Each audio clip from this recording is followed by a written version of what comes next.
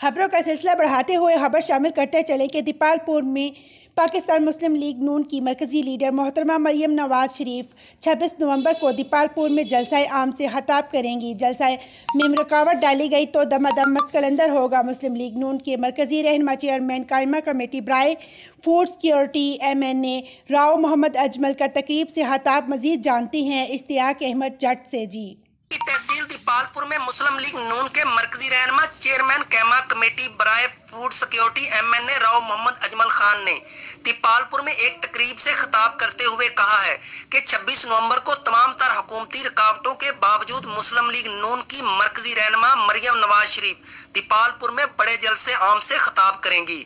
ये जलसा तमाम तर साबका रिकॉर्ड तोड़ देगा, जिसमें जिला भर से हजारों कारकुनान भरपूर शिरकत करेंगे।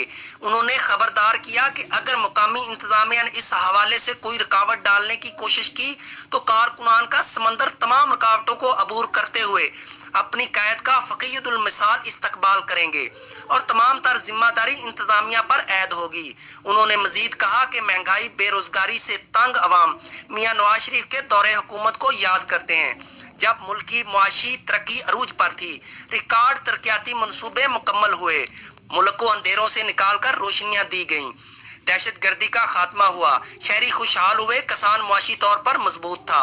मौजूदा हुकूमत की नाकाम मुआशी पॉलिसियों से महंगाई का तूफान बरपा है, हुकूमत आखिरी अचकोले खा रही है। दीपालपुर के अवाम 26 नवंबर को साबित करेंगे कि जिला उकाड़ा मुस्लिम लीग नून का किला है। इस मौका पर MPA मलक अली अब्बास खोखर ने भी खिताब किया।